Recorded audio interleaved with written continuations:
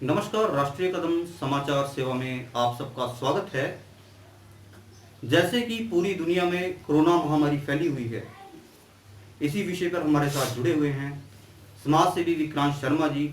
शर्मा जी ने गांव में कोरोना महामारी को रोकने के लिए बहुत ही अच्छा काम किया है।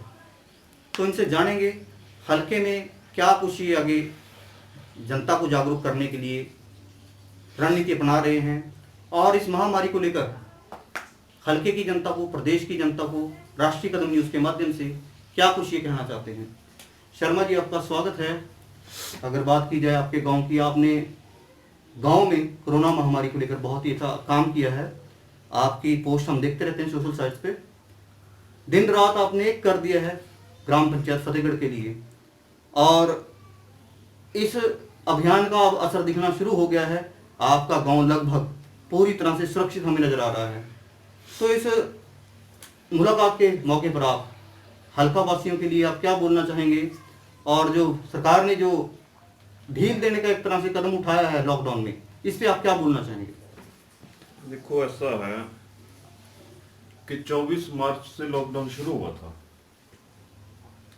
और 24 मार्च के बाद अप्रैल के महीने में फर्स्ट वीक में ही ठिकरी पहरे लगने शुरू हो गए थे। लेकिन हमने ठिकरी पहरा के आदेश आने से पहले ही हमने गांव की नाकेबंदी शुरू कर दी थी। तो उस दौरान आज 1 महीना हो गया, लेकिन हम निरंतर ठिकरी पहरा गांव में लगा रहे हैं रात का, और दिन में हमारे मुस्तैदी से हमारे ग्रामीण नाकों पर बैठे रहते हैं। और हर समय, चाहे वो अपना गांव हो मेरा, चाहे किसी दूसरे गांव से मैं मुझे जाना पड़े, सिर्फ एक ही हमारा उद्देश्य होता है कि लोगों को इसके प्रति अवेयर करना कि सोशल डिस्टेंस आप अपनाएं, मुंह को ढककर रखें, मास्क लगाएं। मास्क नहीं है आपके पास, आप रुमाल बांध सकते हैं, किसी स्वच्छ कपड़े का प्रयोग कर सकते हैं मास्क की जगह।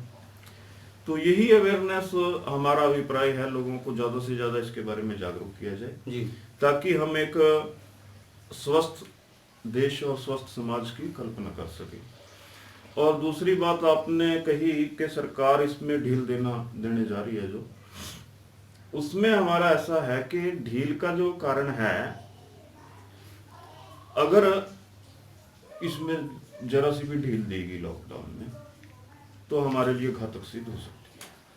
सरकार से मेरा विनम्र निवेदन है कि लॉकडाउन होने के बावजूद जी हमारे देश में इस महामारी से संक्रमित रोगियों की संख्या 31,000 प्लस हो चुकी है। आप कल्पना कीजिए कि अगर ये लॉकडाउन ना होता तो क्या हालात होते देश के। तो अगर हम मानते हैं इस बात को कि हमारी कुछ मजबूरियां भी हैं, क्योंकि जान के साथ जहान भी जरूरी है, लेकिन वो हमें कभी महंगा ना पड़ जाए कि हम भूखे रहकर गुजारा कर सकते हैं। आज कुछ लोगों की प्रतिक्रिया ये आती है नेगेटिव रूप में कि हम खाएंगे क्या, हमारे पास कमाने के लिए नहीं है, हम आर्थिक तंगी में आ जाएंगे। तो मेरा उन साथियों से सिर्फ एक ही निवेदन है कि जब इन पैसे को कोई खाने वाला ही नहीं रहेगा तो हम कमाएंगे किसके लिए। हम अपने बच्चों के लिए कमाते हैं, हम अपने समाज के लिए दिन रात फिरते हैं। अगर वो समाज ही सुरक्षित नहीं रहेगा तो हमारे काम करने का क्या फायदा जी। तो इसलिए जो भी ढील दी जाए बड़ी सूझबूझ से दी जाए, ऐसा ना हो कि वो ढील देना हमें महंगा पड़ जाए। जी, अगर हम नारायणगढ़ की बात करें, नारायणगढ़ कोरोना मुक्त है, और ये एक अच्छी बात है कि नारायणगढ़ में ऐसा कोई केस नहीं है कोरोना महामारी को लेकर। लेकिन इसको लेकर अगर लोग कहीं ना कहीं एक तरह से लापरवाह होते हैं तो ये हमें महंगी भी पड़ सकती है। तो नारायणगढ़ की जनता को, अंबाड़े की जनता को, पूरे देश की जनता को आप क्या बोलना चाहेंगे? सबसे पहले तो मैं नारायणगढ़ के प्रशासनिक अधिकारियों, हमारे एसडीएम साहब, डीएसपी साहब और जितने प्रशासनिक अधिकारी और जो हमारे स्वास्थ्य कर्मी हैं, उन सभी का हम धन्यवाद करते हैं कि जिन्होंने मुस्तैदी से इस महामारी में कार्य किया और नारायणगढ़ हल्के को इस संकट से अब तक सुरक्षित रखा। सबसे पहले तो इनका दिल की गहराइयों से धन्यवाद है। और सल्यूट करते हैं हम उन सफाई कर्मियों को कि जो इस महामारी के दौर में अपनी जान को हथेली पर रखकर हमारे मोहल्ले को, हमारे घरों को सफाई दे रहे हैं, सफाई की सेवाएं दे रहे हैं। नारायणगढ़ के लोगों से मेरा एक ही विनम्र निवेदन है कि परमपिता परमात्मा की भी असीम कृपा है हमारे ऊपर, भगवान नारायण की, कि हमारा नारायणगढ़ इलाका, नारायणगढ़ हल्का सुरक्षित है।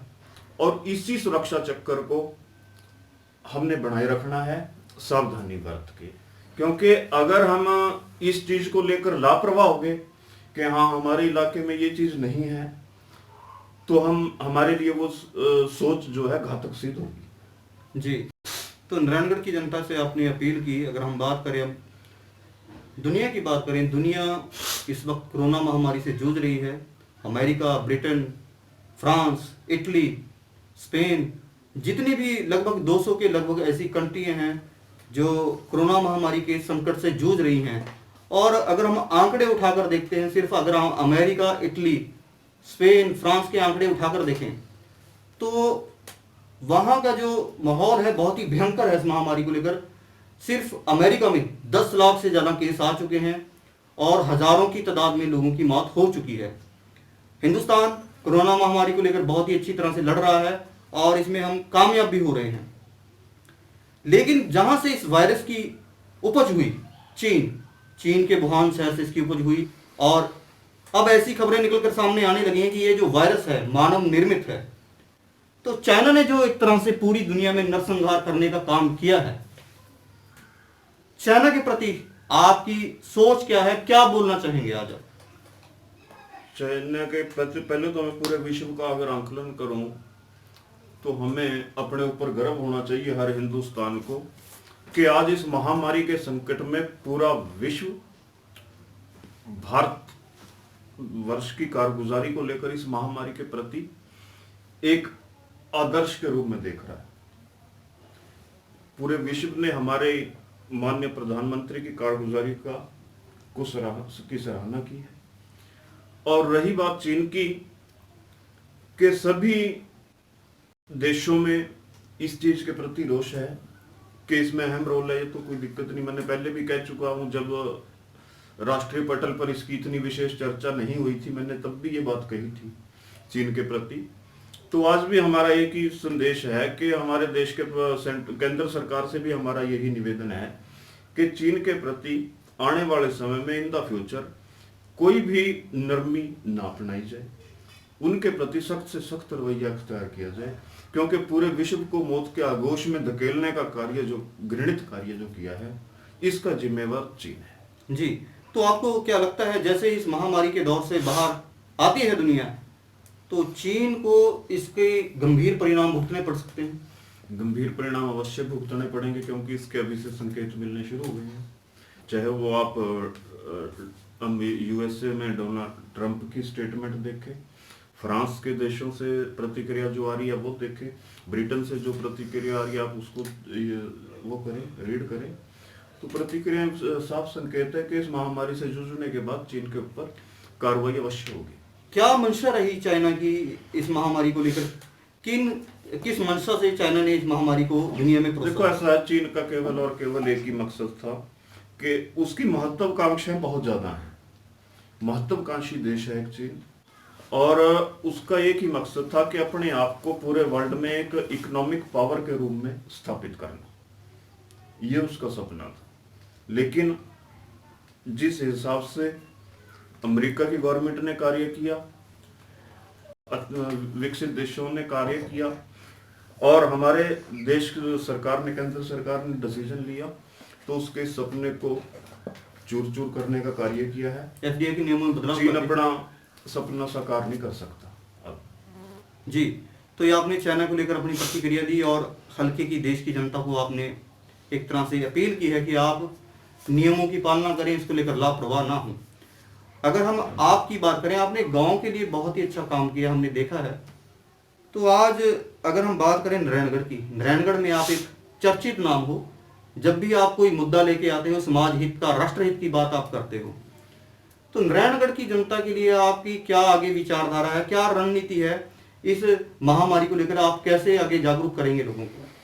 देखो, ऐसा है कि मेरा एक विचार है कि क्यों ना जिन गांव में लॉकडाउन के प्रति लोग ज्यादा जागरूक नहीं हैं, कई गांव से मेरे पास फोन आ चुके हैं कि हमारे गांव में ऐसा लग ही नहीं रहा कि लॉकडाउन भी कोई नाम की चीज है। तो कई गांव के लोगों से मैंने बातचीत भी की, एक दो गांव में मैं जाके भी आया। हमारी अगली मुहिम ये रहेगी कि मैं माननीय एसडीएम साहब से कल परसों मैंने जाना है, एक सूखा राशन डोनेट करने के लिए एसडीएम साहब के पास जाऊंगा मैं, और उनसे मैं परमिशन लूंगा कि मेरे संगठन को परमिशन दी जाए कि हम सोशल डिस्टेंस का ध्यान रखते हुए सारी चीजों की नियमों का पालन करते हुए हम लोगों को जागरूक करने का गांव दर गांव अभियान की शुरुआत करेंगे, और परमपिता परमात्मा हमें इसमें कामयाबी अवश्य दे। तो वहां पे जनता की वहां पे लगभग गैदरिंग भी होगी, तो इसके बारे में? नहीं, गैदरिंग हम सिर्फ हमारा एक ही नियम होगा कि जिस भी गांव में हम जाएंगे वहां 10% से ज्यादा हम इकट्ठे नहीं करेंगे, और 10 के 10% की बैठने की सुविधा सोशल डिस्टेंस का नियम अपना कर की जाएगी। जी, तो यानी कि नारायणगढ़ को लेकर आपकी जो चिंता है फिलहाल, उसमें हमारा एक और मकसद है कि अगर हम 10 पिलर एक गांव में वॉलंटियर खड़े करने में कामयाब हो गए तो वो 10 के 10 उस गांव को उस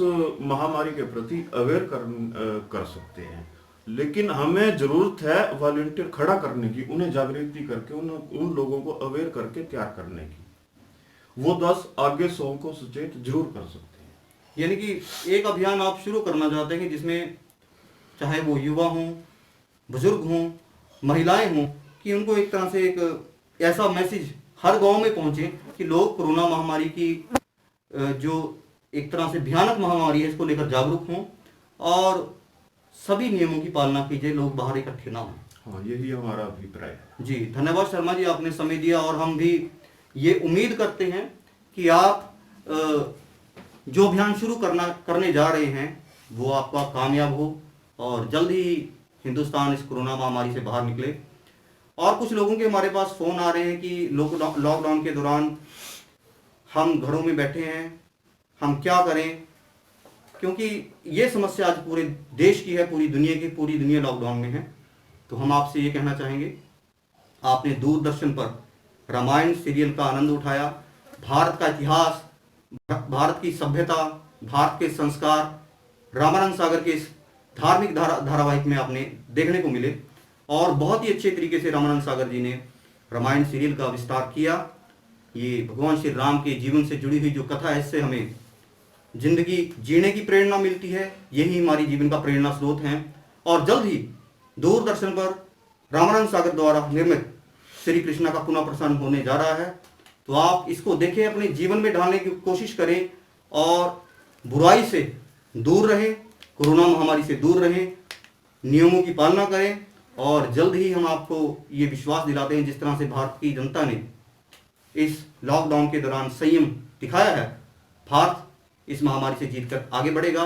और बने रहिए राष्ट्रीय कदम न्यूज के साथ। राष्ट्रीय कदम न्यूज, हर कदम राष्ट्र के साथ, राष्ट्र हित में।